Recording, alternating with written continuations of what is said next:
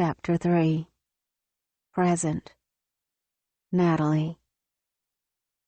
I know it's going to be a bad day when I wake up to find my dad standing over my bed. I sit up, rubbing my eyes, and glance at the alarm clock. 5 a.m. "Dad?" "Where's the cat?" he asks. "I heard it meowing." Biting back my sigh, I get out of bed and put on my slippers. "There's no cat, Dad." "Of course there's a cat, Jenny. I gave it to you for Christmas, remember? You said you wanted a cat, and I paid one of Frankie's friends to bring you one." "Right," I say, since it's better than arguing with Dad. I'm not Jenny, first of all. That's the maid we had who retired over 6 years ago, and I'm betting Frankie was Frank Sinatra. At any rate, there's never been a cat in all of my 25 years. "I'll go find it. You go back to bed, okay?" My father continues to argue with Jenny about the cats as I take him gently by the arm and lead him back to his room. Even though he protests, I help him back into his bed and tuck the covers around him like he's a child. This is a typical bad morning for us, though lately they've been becoming more the norm. He holds my hand, mumbling about the cat for a bit longer until he falls back asleep, and then I'm able to tiptoe away. Right into a warm puddle on the floor. Oh no, because that's how I wanted to start the day, stepping in pee. But my father can't help it. He's 87 now, and his Hollywood looks have gone. His shoulders are hunched, part of his face is still slack after his stroke, and his dementia has been worse every year. It's a long fall for someone as proud as Chap Weston, so I do my best to make things easy for him. Not that he knows who I am most of the time. He's lost in memories, and I can't hold it against him if he can't hold his bladder. So I get towels and clean it up, then wash my feet before getting dressed and heading downstairs to start the day. I'm not going to let this morning's episode with my father depress me, even though it's obvious he's getting worse. One crisis at a time. I make myself a cup of coffee in a Chap Weston souvenir mug, choke down a cold Pop-Tart, and gaze at one of the posters on the wall as I eat breakfast. This one's from one of my dad's biggest hits in 1952, a musical about sailors in a submarine. His handsome, strong form is in the center of the photo, with a cute girl clinging to his arm. No wonder my dad likes to live in the past. I have to admit, the present isn't exactly my favorite either. Back then he was world famous, rich, and popular. Now he's just a senile old guy with a 2 young daughter and a mountain of bills. I glance at the overflowing inbox on my desk, tucked into the corner of the kitchen, and try not to shudder. I'll look at them later. Maybe. I make 3 dozen oatmeal walnut cookies, the Chap Weston favorite, for the gift shop, and wrap them with colorful saran wrap and stickers of my dad's face from a black and white Western movie, Big Sky Callin'. I put them in a basket, take them to the front parlor, which has been completely revamped as the gift shop, and then begin the process of cleaning up our large ranch, since tour groups will be coming in starting at 10 a.m. There's a lot to do between now and then. I move through the 20 rooms of our 25-room ranch that have been designated as the Chap Weston Museum Tour, and begin picking up trash from the night before. There's always crap that guests have left behind. Gum stuck to antique furniture. Candy wrappers tucked away in corners. Cigarette butts. I even found a used condom in a bedroom once. People are freaks. I continue on, dusting props, vacuuming, straighten up the velvet cordoned ropes that guide the guests through the home, and make sure that none of the movie props been moved to the wrong room. Each of the rooms is set up with a theme from one of Dad's biggest movies, complete with cardboard cutouts of my dad in the appropriate costumes. It's corny as hell, but people get a kick out of it. As I pass through each room, I turn on the music from each of the movies. Big Sky Calling soundtrack in the Western parlor, Little Tiki Princess in the hula room, Ahoy My Lady in the submarine room, and so on. Even the guest restrooms have a theme. The Adventures of Roy Danger, another cowboy movie musical that made my dad a star. Unfortunately, the restrooms also have leaky toilets and tend to get clogged, so I spend a good portion of the morning scrubbing the horseshoe-patterned tiles on the floors before heading upstairs to change into my work uniform. Oh, the work uniform. How I hate it. It's humiliating to have to dress like Loretta Page from Roy Danger, but it sells tickets and makes people open their wallets in the gift shop more than the regular dumpy too-young daughter of Chap Weston does. And these days, everything I do is designed to bring money in. So I suck up my pride and dress like the redneck cousin of Ellie Mae Clampett, because that's what makes people really enjoy the experience. I have to do all of this to pay for my father's medical bills, because even though he was a huge star in the 50s and 60s, my dad also lived like a movie star all his life. Before his stroke, he had a constant entourage of at least 5 to 6 people at all times, accountants, agents, assistants, publicists, you name it. There were lavish vacations to private islands and endless gifts for wives, ex-wives, girlfriends, and anyone else Chap Weston wanted to impress. After a string of questionable life choices and a string of even more questionable ex-wives, he's flat broke, senile, and has to rely on his daughter turning his home into a museum in order to keep the lights on. It's not exactly how I envisioned my dynamic father's twilight years. For a moment, I stare into the mirror at my reflection, the brunette in a shirt that looks like a cross between a fringe explosion and a pink sausage casing, and I feel so much older and far more tired than I should be. Sometimes I just want to get up and run out the door and never look back. I can't, though. I'm trapped. My skin prickles, and I feel hot. Trapped. 25 years old. And trapped. There's no escaping the crap fest my life has become. I close my eyes, take a deep breath, and then exhale, calming myself. There's nothing I can do. My dad doesn't have anyone else to lean on.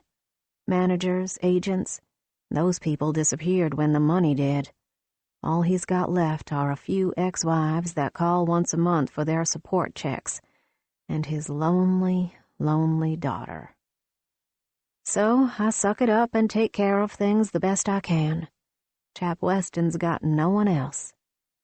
Every now and then, I think about the life I might have had if my dad hadn't had his stroke that night, and everything came crashing down.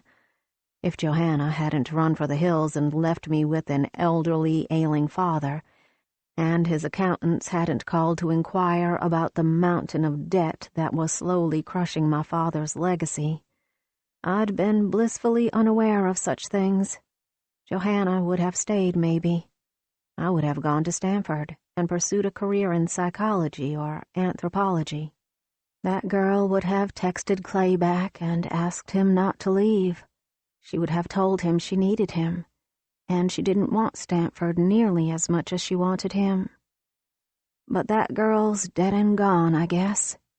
All that's left is Howdy Doody's more garish cousin, Pinky Doody, or something. I make a face at my reflection. A riding lawnmower roars to life outside, which means that there's no more time to fart around.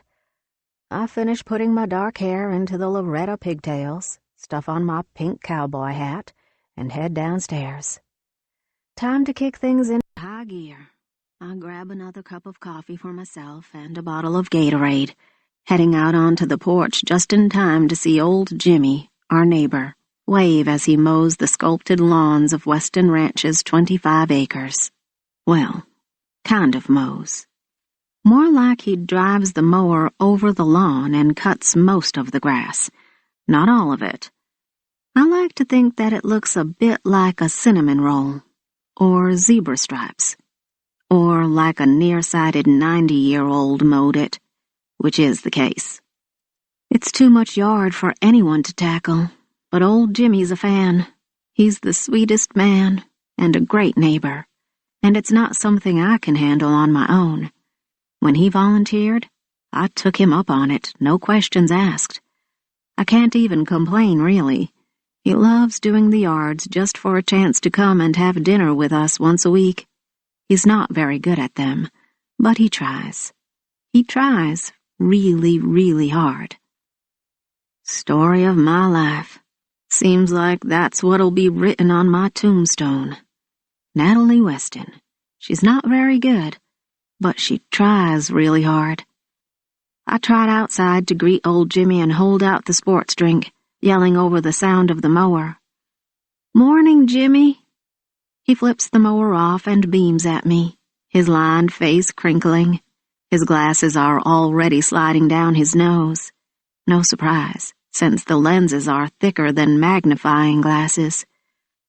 "Morning, Miss Nat. How's your dad today?" I put a smile on my face. It's not gonna be a great day, but he might perk up by the time it's autograph time. Dad loves having his picture taken, even to this day, and manages to have a few lucid hours for his fans most of the time. Gonna be a hot one. Stay hydrated, okay?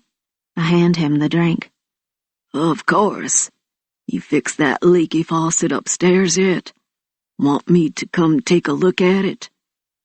"It's fixed," I lie, giving him a cheery expression. "Called the plumber last week. There's no money for a plumber, but there's also no money to pay Jimmy, and I feel bad enough abusing his goodwill as it is. I'd do the lawns myself, but there's absolutely no way I could do the yards and the cleaning and the museum on my own. Plus, I have to stay close enough to Dad in case he trips and falls. Plus, if he fixes it half as well as he mows the yard, well..." "Got a few loose shingles on the roof," Jimmy comments, unscrewing the lid on the Gatorade and taking a gulp. "You got someone to look at it for you?" "I know a guy. I'll call him." I pat Jimmy on the shoulder. "Don't you worry about it. Anyhow, I need to get inside. It's almost opening time." Clay. When the limo comes to a stop, a surge of memories comes over me at the sight of the sprawling western ranch ahead of us. "What in fresh hell is this shit?" Knox asks, rubbing his beard as he stares out the window. "Bonanza land?" "Chap Weston land, more like it. Supposed to be a museum now." I tip my baseball cap back and gaze out the window on his side. He's not wrong about this place being a bit like a movie set. The ranch is sprawling, but man, is it ugly as fuck. The lawns look like they've been mowed by a 3-year-old, and the main house itself looks like a reject from a western movie. A really old, cheap one. There's a red Spanish tile roof over a bright yellow exterior, and a big weather-aged sign shows a picture of the black and white movie star Chap Weston welcoming visitors to his home. There's a gravel parking lot and a few wood cutouts of horses in the distance. It looks different than I remember it from back when I was dating Natalie. Didn't remember it being quite so garish. So very Chap Weston-y. I should have expected this, given that I remember coming to this place as a teenager. But still, seeing it again is strange as hell. Knox is right. This place is garish as fuck, and it looks like it's gotten worse over time. "Thought this was the girl that turned you down, man." I elbow Knox for saying that shit. He knows good and well who I came after. There's only ever been Natalie Weston in my life, far as I'm concerned.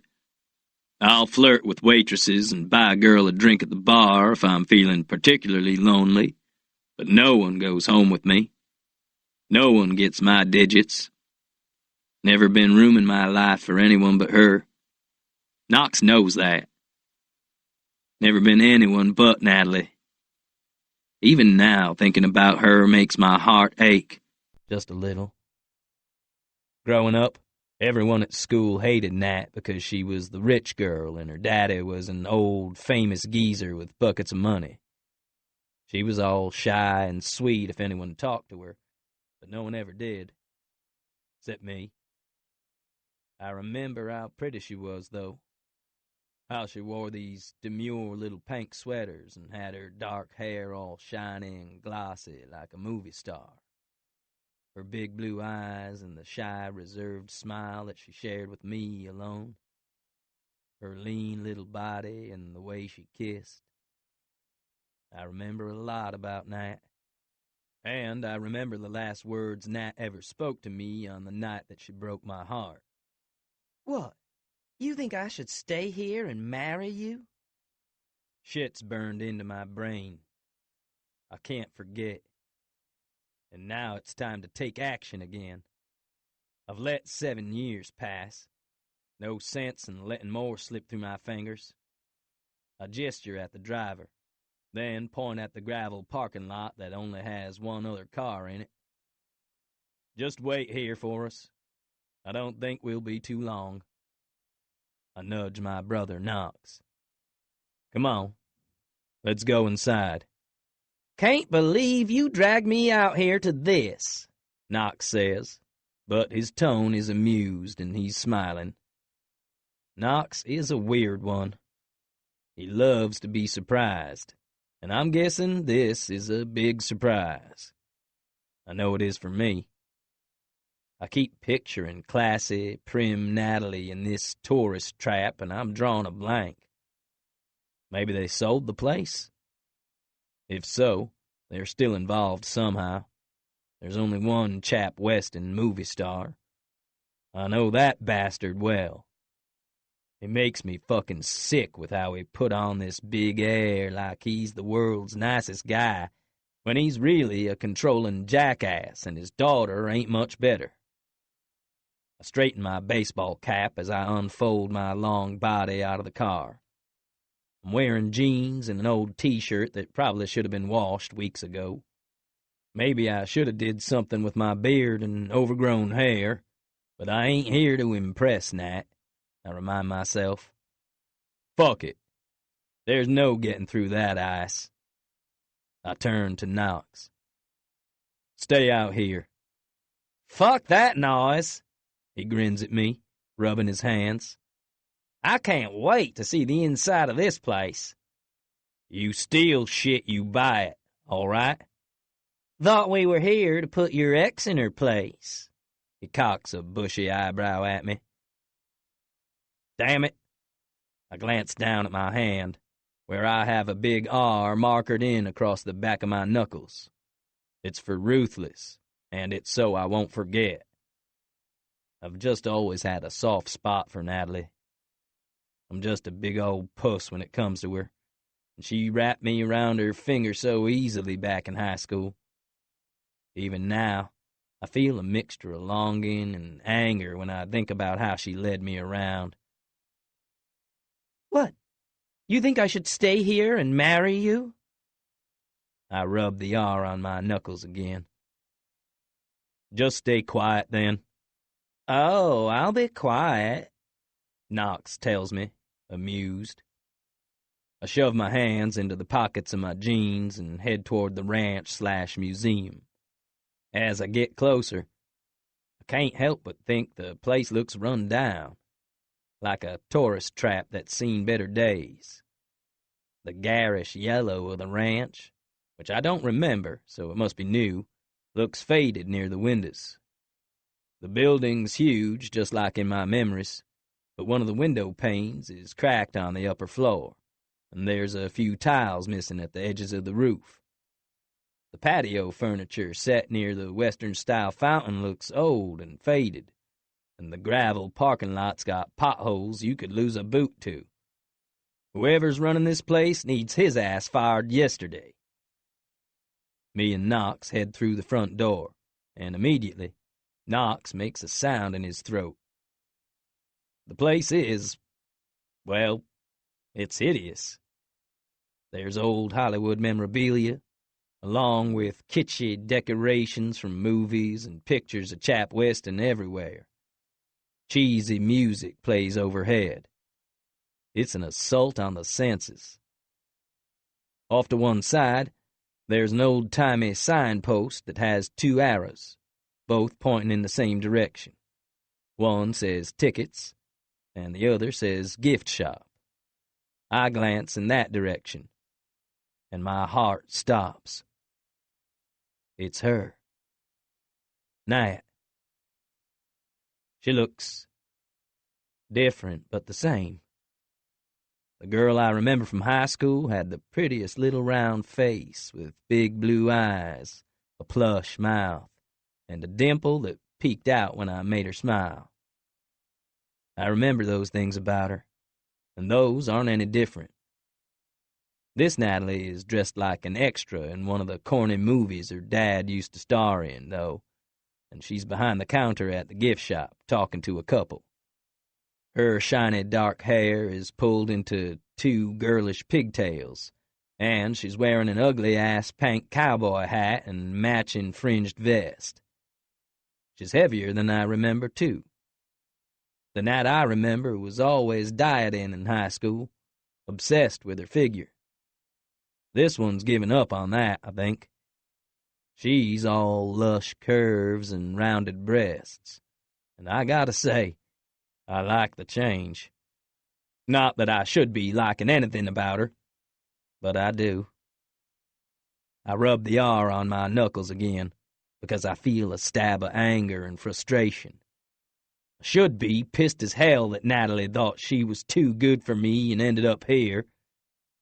This is the same damn town we grew up in, and she's working at a gift shop? How is that too good for a prize? Ain't we at the same level? Even as I simmer with 7 years of resentment, I note that she looks tired, though, and the interior of this place looks just as worn round the edges as the outside did. "You gonna do this?" Knox asks as we step into the tiny gift shop. He fingers a postcard, and I imagine it's gonna end up in his pockets before the day's over. I nod, swallowing hard. Damn.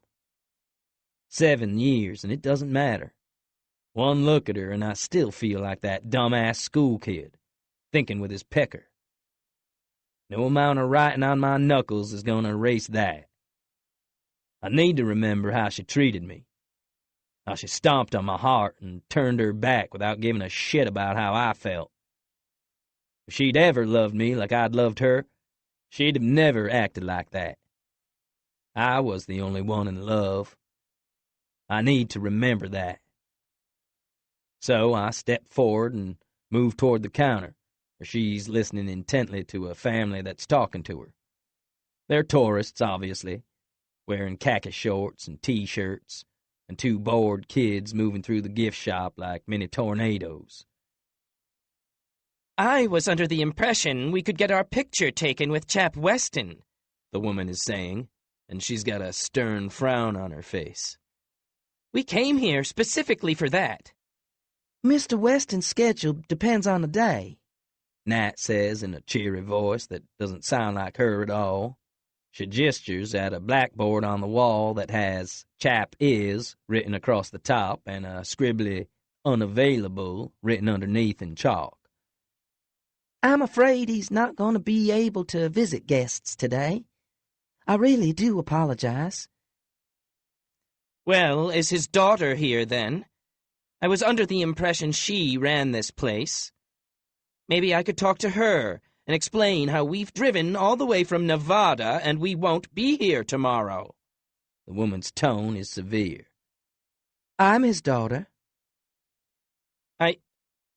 Oh, the tourist laughs. You don't look like what I pictured. Too young, Nat replies.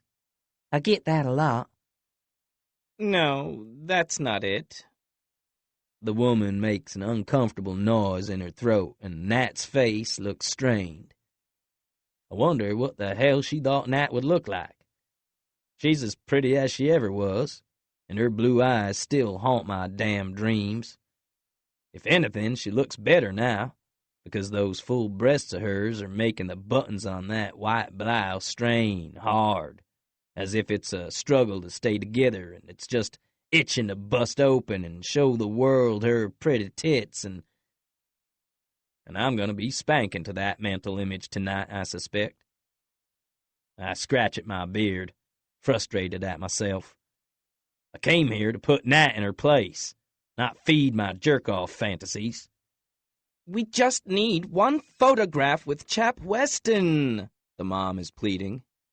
Can't you talk to him? I'm sorry, I can't. Natalie's voice takes on a sugary, sweet tone. I really wish I could help, but I can't. Fat bitch, the woman says, glaring at Nat. We're leaving. Come on, kids. She turns on her heel and storms past us. I crack my knuckles, grinding my teeth. No one talks to a woman like that, especially not my woman. But when I turn, Knox shakes his head at me. Right. Nat's not my woman. Never was. She just used me. I scratch at my beard again, nervous. Shit. It's harder to be a ruthless asshole than I thought. I want to be an asshole to the wrong people. I glance over at the counter, and Natalie's counting postcards, and then making notes in a ledger. She hasn't bothered to look up at us. Her expression is blank, and I don't know if it's because of that monster of a mom that just left, or because she realizes it's me. Maybe she just doesn't give a shit at all if she's driving customers off. Doesn't matter. I'm not leaving until I've had my say. I've been bottling this up for weeks now, ever since Eddie's funeral.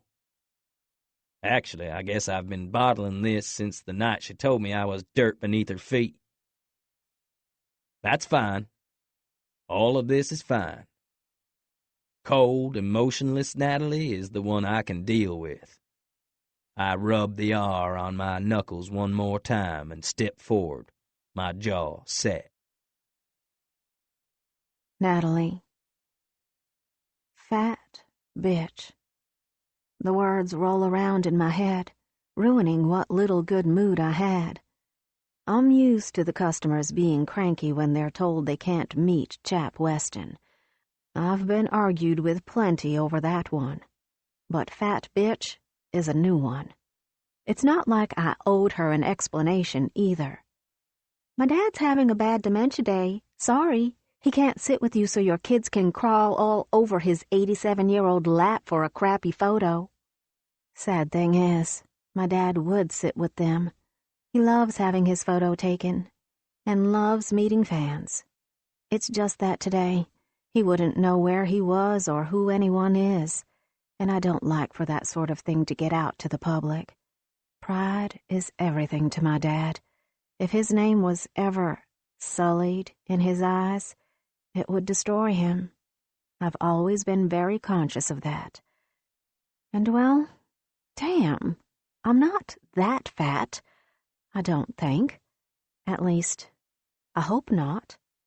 I mentally stab a fork into the rude woman's face. Of course, she'd had to say that in front of other customers. Figures. I've ignored them for long enough, trying to compose myself. Nothing else I can do about it, so I glance up from the ledger where I'm pretending to take inventory and paste on my customer service smile. Welcome to... The words die in my throat. I know that guy standing in front of me. It doesn't matter that he's got a big bushy beard, or that his hair's overgrown and sticking out from underneath a ratty baseball cap. Doesn't matter that he's wearing an equally ratty t-shirt, and it sure doesn't matter that I haven't seen him in 7 years. I'd know Clay Price anywhere. My heart pounds at the sight of him. God, he looks good. His shoulders are broader than ever, and even though he's scruffy with that beard, he's got a tan, and his eyes are that same intense green they ever were. I can't stop staring at him as he takes a step toward the little counter. What's he doing back here? I'd heard that he'd left our small hometown a few days after I'd dumped him and he'd never returned. But here he is, looking delicious, and so close I can touch him. And a customer just called me fat bitch in front of him. Oh, God. I can feel my face heating with shame. I've packed on a few pounds since high school, when I struggled with constant diets thanks to my overbearing stepmothers. I've decided that I prefer eating to starving, but as he gazes at me, I wish I was still that skinny size 2 instead of a size 18. Clay, I stammer out. Oh, my God. I glance behind him, and there's a dark-haired, dark-eyed guy about the same age, with a bored look on his face. One of his brothers, maybe, judging by the way he holds himself. I didn't know you were in town. Driving through. His voice is as sultry and slow as I remember, and I can feel parts of me warming up that haven't felt warm since he left. Surprised you're still in town. Him and me both, but I guess he doesn't know what happened after he left. Yeah, I say lamely. 1,000 excuses spring to mind, but all that screams through my head is the fact that I never texted him. Never, never. He still thinks I hate him, that I never wanted to marry him, that I was fine with him walking away. I want to scream at the awfulness of it. Heard this place was a museum. Yeah. I grab a postcard from the turnstile, my hands shaking, and hold it out to him. Want to buy an admission ticket? They're $5. Or a cookie? Oatmeal walnut. He just stares at me with that intense gaze. I feel like an idiot. I'm offering him cookies and a ticket to view my dad's furniture. He must think I'm insane. But he's polite enough. Clay glances around, then back at me. Nah, just wanted to come by and see if it was true you were here. My mouth goes dry, and I lower the postcard. I'm not sure what that means. If I'm here? I echo, confused. You were looking for me? Clay nods, and then glances at his hand. He rubs his knuckles absently. Seemed to recall you saying you were gonna leave for Stanford. Oh, God, I remember that. Funny how it seems so long ago. He hasn't forgotten, though. My stomach gives a queasy little lurch. Long story. I'll bet. He studies me for a long moment, and then a hint of a smile curves his mouth. It's not his regular smile, with its wide white teeth displaying mischievousness. This one is something else, and it throws me for a loop. So much that I almost miss what he's saying. I'll be back tomorrow with a proposal for you, if you're interested. And before I can ask what that means, he turns and walks back out of the gift shop.